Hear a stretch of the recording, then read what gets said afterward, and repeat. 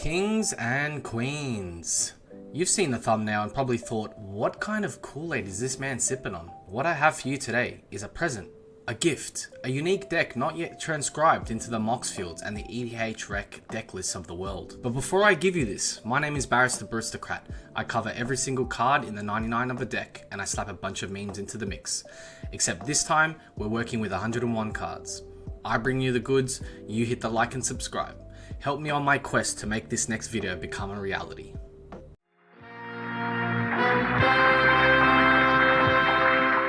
Vegeta, what did you say his subscriber count is? It's over 9,000!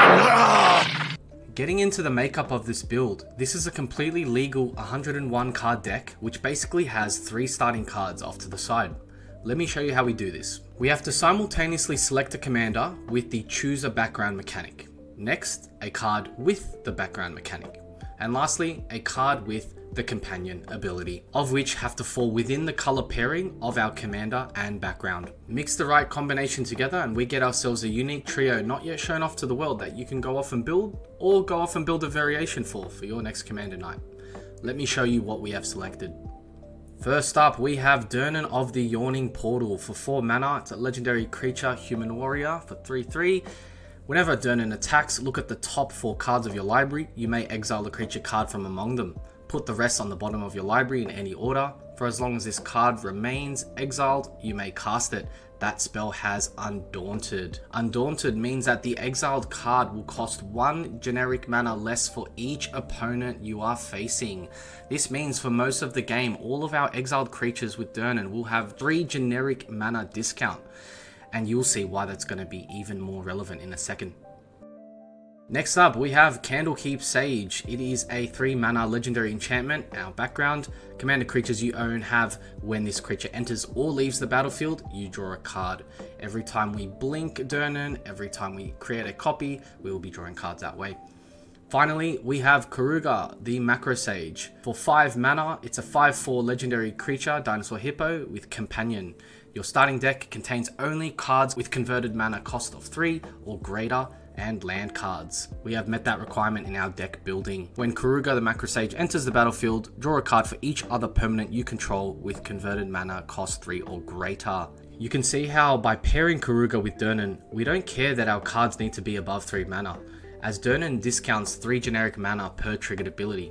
And with Candlekeep Sage, every time we create a copy of Durnan, we draw a card. Every time we blink him, we draw 2 cards. Every time we clone or blink Keruga, we draw a card for every permanent we control on our board. You are going to see how this card draw is going to accelerate out of control. These cards fall very nicely on turns 3, 4, and 5, if there aren't any other better cards to place down from hand. There are only 7 decks online through EDH Rec with this commander background pairing, but none of them legally run Keruga as a companion. We are going to use early clone and blink spells on Durnan if we're lower on mana, and also draw a lot of cards from Candlekeep Sage. In the mid to late game, we will use those clone and blink spells on Keruga if you're needing a larger burst of cards once we have built out our permanents on the board. It's about that time in the video where you start asking, Chef, how are we going to fry this rice? Let me walk you through the win cons of the deck. In this Bracket 2 deck, we have 2 main strategies that we're going to go for depending on how the game unfolds. Our first game plan is to win by drawing our whole deck with either having Laboratory Maniac or Jace, Wielder of Mysteries, on the board. We'll also have Augmented Pugilist in the deck, not for its creature side, but for its sorcery side, Echoing Equation. This will allow us to turn all our creatures into any of our draw engines, and as Jace is a Planeswalker, it will stay unaffected. We can then go on to win the game that way. You are going to see just how easy it is to draw your whole deck of cards. You also can drop down a Deep Glow Skate to instantly tick up Jace to 8 counters and trigger his ultimate that way to also win the game in that fashion. If our opponents have chucked every counterspell under the sun our way, our second win condition is to simply whack our opponents' life totals to 0 with big stompy creatures that'll warm our little Timmy hearts. We're going to do that by either hitting them with a Jumbo Cactuar once we get trample onto our creatures, a Golta or other big stompy creature that we can just place our whole hand onto the board. We can slam down a Craterhoof Behemoth to pump our creatures up for lethal damage and give them trample, or we can also put down a Shaman of Forgotten Ways, a 3-mana creature, to bring down their life totals to single digits by activating its ability. Let's look at our first category, Ramp, including the deck's mana curve. Looking at the mana curve of the deck, it might seem a little heavy in the 4 category, but don't forget, Durnan's ability essentially will shift all of the cards in this down 3 layers. If you're wondering what those 3 cards on the top end of the curve, we have the Great Henge, Mirror Room, and Fractured Realm as 1 card, an enchantment room, and lastly, the Pride of Hull Clade. These cards are often casting for reduced mana costs. The Great Henge, we pretty consistently can get this down for 2 to 4 mana. Mirror Room would cast for 3 mana, and Pride of the Hull Clade, similar scenario, we're casting this for 1 to 3 mana. With this in mind, these 3 cards should actually sit on this side of the mana curve, but that is how Moxfield and online deck building resources treat these cards in the process. In actual fact, with Durnan's ability and our cards that allow us to clone him and trigger his ability again and again, the mana curve actually feels a little more like this, as the exiled cards will come in with that 3 mana discount, or that 3 generic mana discount. So most of our cards really do sit in that 1 to 5 mana space. Give me that mana curve any day of the week. Even these 3 larger cards will actually sit within the 1 to 3 slots of the mana curve. So essentially all cards will cost only 5 or less. With 44 creatures in our list of 101 cards, to ensure that I don't read out the 2 different mana costs for all our creatures, I'll be placing the actual cost that we'll be spending for the majority of these cards in the top right, as you can see here, as Durnan's ability will allow us to cast it for that alternative cost. Dryad of the Elysian Grove is an enchantment creature with a 2/4 stat line. You may play an additional land on each of your turns. Lands you control are every basic land type in addition to their other types. Elven Chorus is a 4-mana enchantment. You may look at the top card of your library anytime. You may cast creature spells from the top of your library, handy to have. Creatures you control have tap to add 1 mana of any color. Oracle of Muldiah is a 2/2 creature. You may play an additional land on each of your turns. Play with the top card of your library revealed. You may play lands from the top of your library. As we're going to be drawing into a lot of cards, and as Durnan exiles the top card of our library, we want to ensure that that top card of our library is a creature and not stuck on a land. We also have the Crystal Skull Isu Spyglass. For 4 mana, it's a legendary artifact. You may look at the top card of your library anytime. You may play historic lands and cast historic spells from the top of your library. These include artifacts, legendaries, and sagas. It also taps for a blue. We have Bighorner Rancher. It's a 2/5 creature with vigilance. You can tap it to add an amount of green mana equal to the greatest power among creatures you control, which we're going to get a bunch of mana off this card. We can also sacrifice him to gain life equal to the greatest toughness among other creatures you control. Vorinclex is another legendary creature that we absolutely love to have in this deck. It is a 6/6 creature with trample and reach. When Vorinclex enters the battlefield, search your library for up to 2 forest cards, reveal them, put them into our hand, then shuffle. You can spend 8 mana to exile Vorinclex, flip it, transform to its enchantment saga side. However, the abilities triggered on that side are not of benefit to us. We simply are happy to have him there to draw those forest cards out of our deck. Ren and 7 for 5 mana. It's a legendary planeswalker, comes in with 5 counters. All 4 of its abilities are amazing. However, the most useful for us is the 0 cost ability. Put any number of land cards from your hand onto the battlefield tapped. As we're going to be drawing double-digit amount of cards throughout the game, we are very happy to place those lands down tapped for a turn and use that mana for our future turns. AC, Tyrant of the Gaia Strait, is a legendary creature, 5/5 stat line. You may play an additional land on each of your turns. Great, more redundancy for that ability. It also has a landfall trigger. Whenever a land you control enters, you may draw a card. If you place Ren and 7 prior to AC, you are going to draw so many cards. You will draw most of your deck with this combo.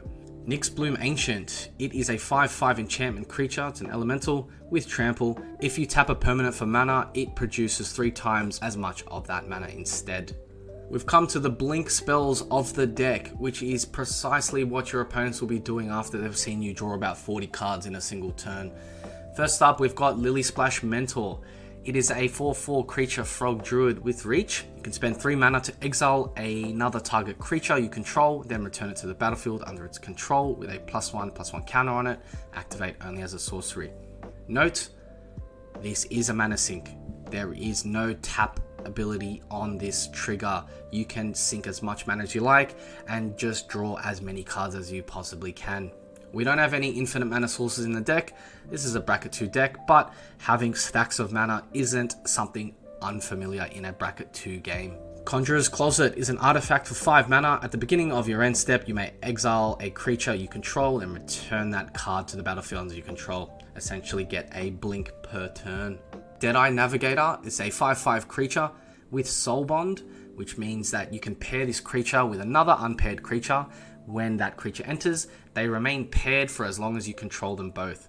As long as Deadeye Navigator is paired with another creature, each of those creatures has, for 2 mana, exile this creature, then return it to the battlefield under your control. If you exile one of the 2 paired creatures, you can in response exile the other if you're planning to blink both. Say if an opponent is trying to target either of those 2 with removal or both of them with removal, or targeted removal, you can blink them that way and let that resolve.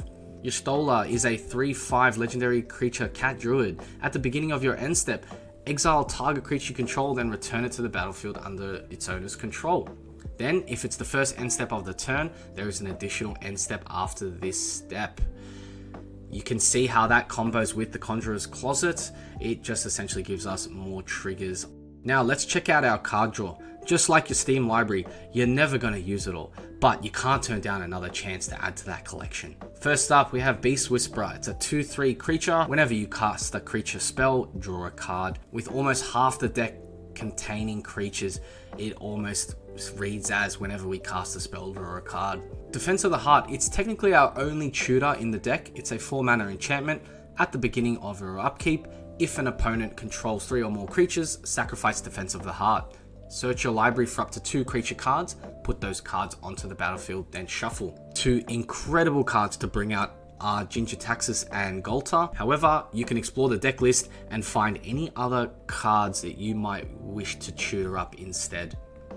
Toski, Bearer of Secrets. Again, it's a 4 mana creature, but with Durnan, it is a 1 mana cost. Who doesn't want a Toski on their board for 1 mana? It's a 1/1 legendary creature squirrel, can't be countered, and it has indestructible. When Toski has to attack each combat if able, and if it does, or whenever a creature you control deals combat damage to a player, draw a card. If you're able to hit 3 opponents in the same turn, you can draw 3 cards off Toski's triggered ability.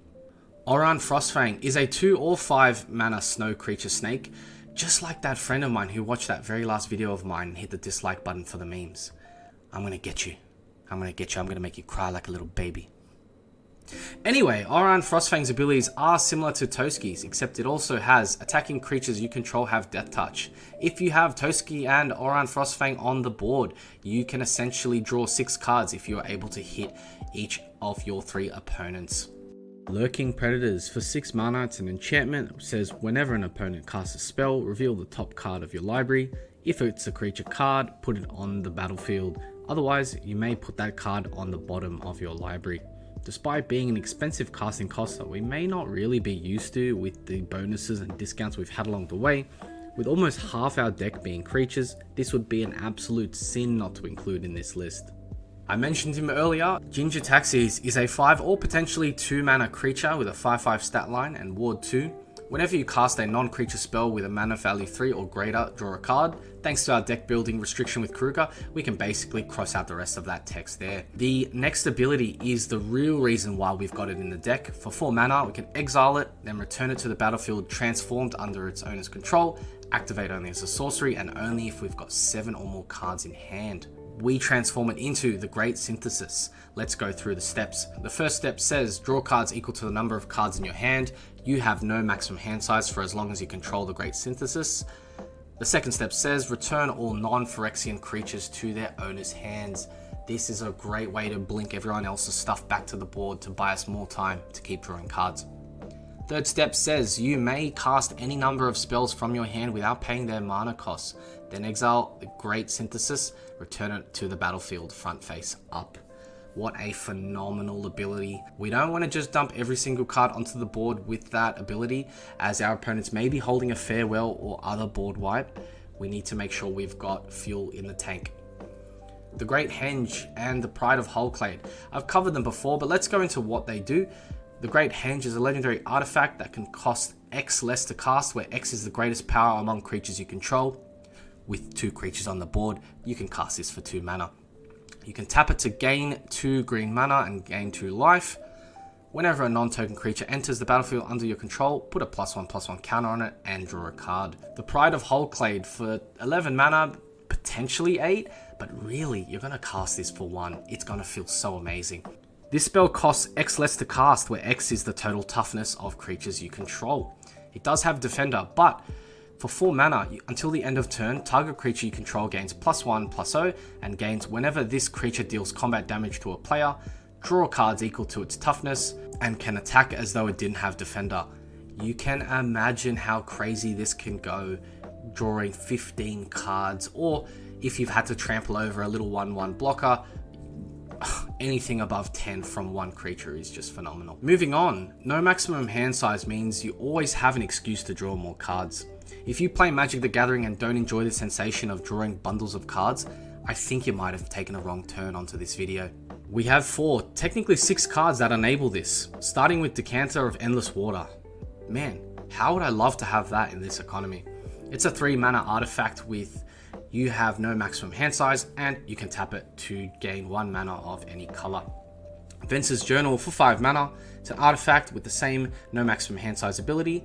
It also says at the beginning of your upkeep, you gain 1 life for each card in your hand. Nerd Rage, the very essence that fuels those actually comments in the YouTube comment section. It's an enchantment aura for 3 mana that allows us to draw 2 cards when it enters the battlefield. It also says enchanted creature has you no longer have a maximum hand size, and whenever this creature attacks, if you have 10 or more cards in hand, it gets +10/+10 until the end of turn. Imagine equipping that onto the Pride of Hullclade and drawing 25 or 20 to 25 cards just with that. Even if they destroy our creature that we've enchanted, we've drawn our 2 cards, we're pretty happy with that rate for now. Nezahul Primal Tide is a 7 or 4 mana creature. It's a 7/7 Elder Dinosaur. It can't be countered. We have no maximum hand size. Whenever an opponent casts a non-creature spell, draw a card. We can also discard 3 cards to exile Nezahul, return it to the battlefield tapped under its owner's control at the beginning of the next end step.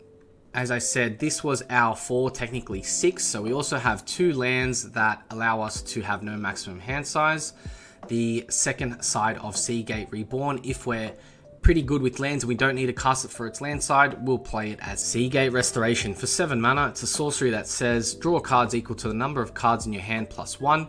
You have no maximum hand size for the rest of the game. It's essentially like an invisible emblem that sits off, and this card goes into the graveyard. We actually will have ways of recurring this from the graveyard, because if we're able to repeatedly cast this, we're essentially getting exponential value. We are doubling our card draw every time we play this. Just the cards I was talking about, let me show you how we can do that and draw back our key components such as Keruga or other creatures that will end up in the graveyard if they are removed. Timeless Witness is a 2/1 creature human shaman. When this creature enters, return target card from your graveyard to your hand. It also has Eternalize for 7 mana. Exile this card from your graveyard, create a token that's a copy of it, except it's a 4/4 black zombie human shaman with no mana cost. Eternalize only as a sorcery. We also can just re-trigger this effect with our blink and copy spells that I will be showing you later on to get extra value out of this card.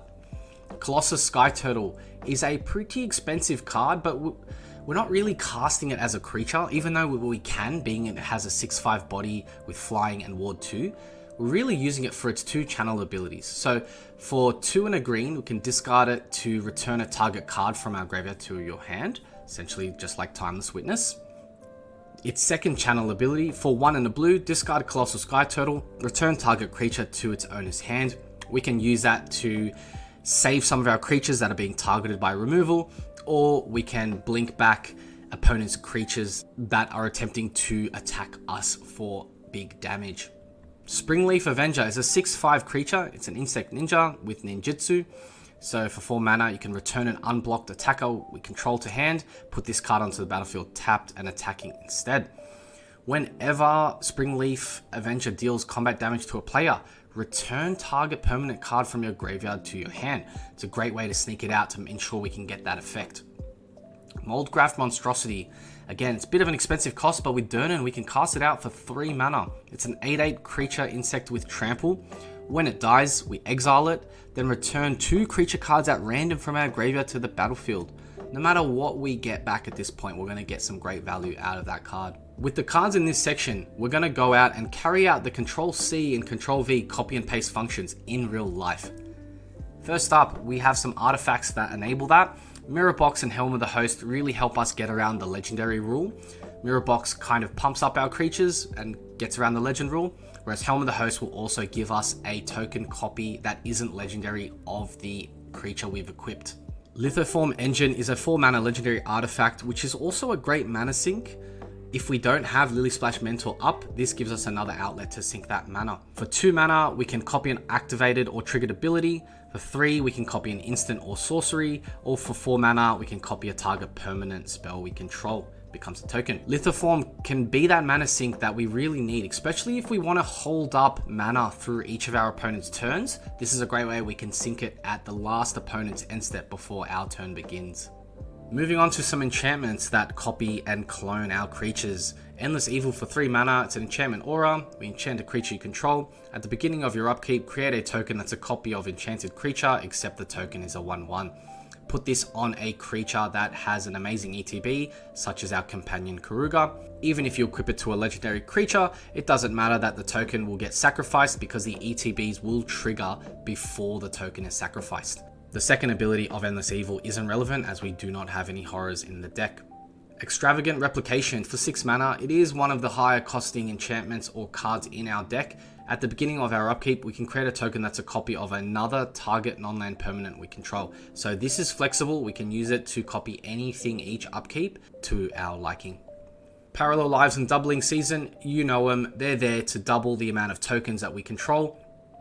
We're not really putting too many counters on the board, so the second ability of Doubling Season isn't as relevant, but for our color pairing, this is the 2 that we need for the deck to give it some redundancy. Mirror Room and Fractured Realm are an enchantment room. We can cast either half. That door unlocks on the battlefield, and as a sorcery, we may pay the cost of the locked door. So essentially, the side we don't cast, we can cast it later at sorcery speed.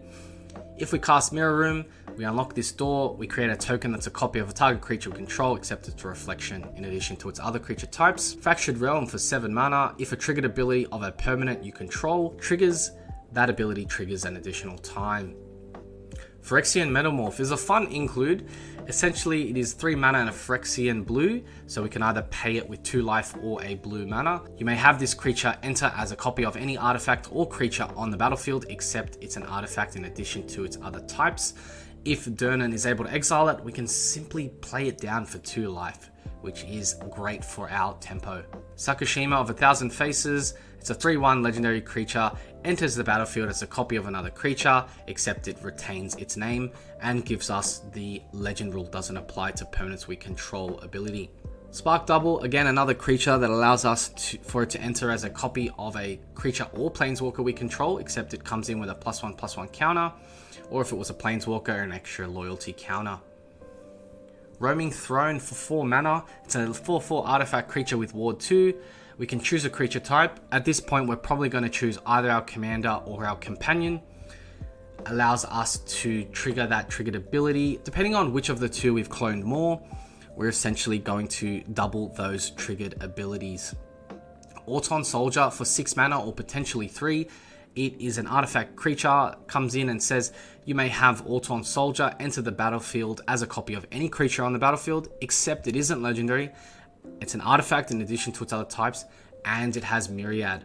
So if you put this on a creature that has those juicy ETBs, when it attacks, we are going to create 3 of those tapped and attacking. So we're going to get 3 extra ETBs every time the original copy attacks. Myojin of Cryptic Dreams. It's a bit of an expensive one, but again, with Durnan, we can get it down for 5 mana only. It's a 3/3 legendary creature spirit. Myojin enters the battlefield with an indestructible counter on it if you cast it from hand. Again, if you have Doubling Season, it comes in with an additional counter. We can then remove an indestructible counter from Myojin to copy a target permanent spell you control 3 times. If Doubling Season was out, it gives us extra fuel to be able to do this again. Moving on, we do need to have some protection in the deck so we're not susceptible to the easy peasy counter spell that gets thrown around the table. Glenalendra Archmage is a 2/2 creature fairy wizard with flying. For 1 mana, sacrifice it to counter a target non-creature spell. Again, with the graveyard recursion cards, we can also get this back on the board to ensure we can counter any extra spells that come our way.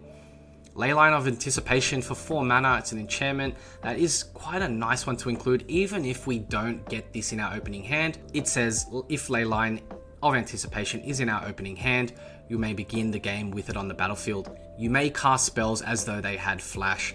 We're very happy to pay 4 mana to cast this to give us that flexibility. Asceticism for 5 mana, it's an enchantment that gives our creatures hexproof. We also have the ability to sink mana into this by regenerating target creatures for 1 generic and a green.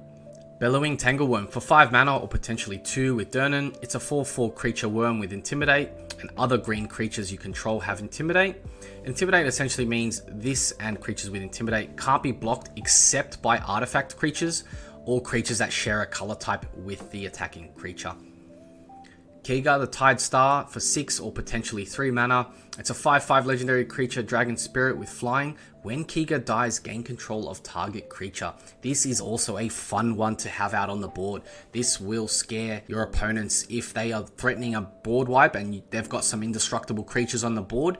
You get to take them. How good. Hornet Queen. It's a 2/2 creature insect with flying and death touch. When Hornet Queen enters, create 4 1/1 green insect creature tokens with flying and death touch. Again, with our token doublers, we could get potentially 8 or 16 green insect creature tokens to have out chilling on the board. Ancient Adamantoise is quite an expensive one, but from the Final Fantasy set, it's an 8/20 creature turtle. It has Vigilance and Ward 3. Damage isn't removed from this creature during cleanup steps. All damage that would be dealt to you and other permanents you control is dealt to this creature instead. When this creature dies, exile it and then create 10 trapped treasure tokens. We should be fine on the mana side, so we don't really want him to die. What we could do is if he survives a turn, we should be good on the mana front, so getting those tapped treasure tokens shouldn't be our priority. We should try and keep him alive. The way we can do that is essentially by blinking him with those exile and return to the battlefield effects. That will reset the damage that is on him and give you a fresh start. Brynelin, the Moon Kraken. It's a 6/8 legendary creature Kraken. When Brynelin enters the battlefield or whenever you cast a spell with mana value 6 or greater, you may return target non-land permanent to its owner's hand. Again, with Durnan, if we cast a creature with mana value 6 or greater, even though we're getting that 3 mana discount from him, that will still trigger this ability. Giant Ankeg for 8 mana or potentially 5 with Durnan. It's an 8/8 creature insect with trample and ward 2. It gives our other creatures trample and ward 2 as well. What better card is there to protect our board and also work on player removal at the same time? Last up, we have the lands of the deck. I'm going to blitz through these, but I'll highlight them and you can pause them to have a deeper read of them. Academy Ruins, Ottawara Soaring City, and Yavimaya Hollow are some legendary lands that are again not tutorable, but we're able to cast them from the top of our library with the Crystal Skull. Academy Ruins allows us to grab an artifact from our graveyard to the top of our library. Ottawara, again, we have the channel effect. We can return a target artifact, creature, or enchantment, or planeswalker with this ability. The Yavimaya Hollow lets us to spend 1 green to regenerate a target creature. Castle Garenbrig, it enters tapped unless you control a forest, which we almost will. It taps for a green, but we can spend 4 mana into it to add 6 green.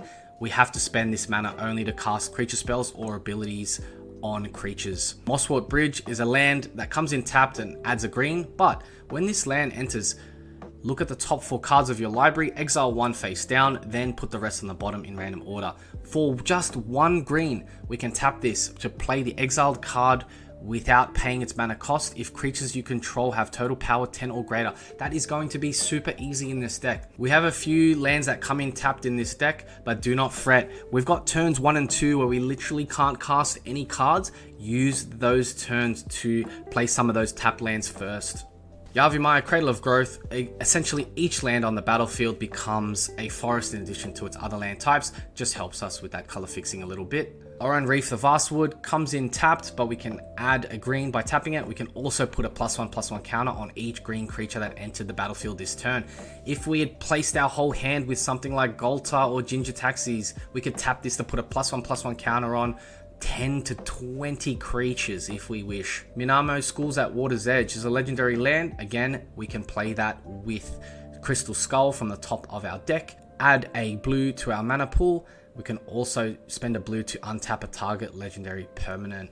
If we need to keep a particular blocker up, that's a way we can do so. Talon Gates of Madara. When Talon Gates of Madara enters the battlefield, up to 1 target creature phases out. We can use that ability to essentially get another ETB out of a creature that we so desire. For mana, we can also essentially ramp it into play. We can put Talon Gates of Madara from our hand onto the battlefield. Maze of Ith. This essentially can still tap for mana if we have Yavimaya, Cradle of Growth out on the field already.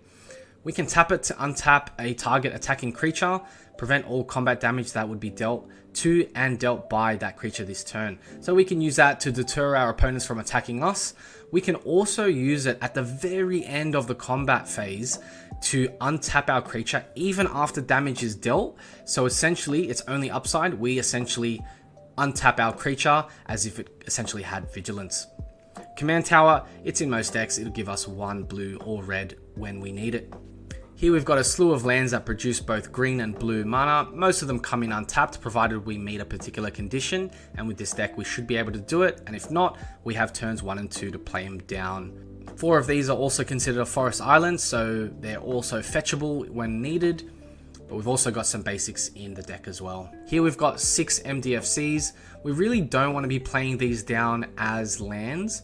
If we really have to, if we've mulliganed down and we are in a bit of a tricky position, play these down on turn 1 and 2 for our lands, play them tapped so the drawback isn't going to affect us that way, but we really want to have these as options to be casting. So it's a great way we could sneak in some extra spells, especially things like Glasspool Mimic and Seagate Restoration, where we then have the ability to draw more cards to get to our win condition. Finally, our basics, we've got 4 forests and 3 islands, and that will wrap up this deck tech. At the end of the day, go out there and play what you want, mix and match with this combination, or find your own combination. Find your own combination of a commander with a background, choose a particular background, and then find a companion that you can slot in. I'd love to hear your thoughts on that below. If you want, drop those in the comments. If there's anything else you want to see in particular, put those down in the comments below. Links to my Moxfield, Patreon, and Discord server are in the video description below. Now, with that all said and done, go out there and get more games in.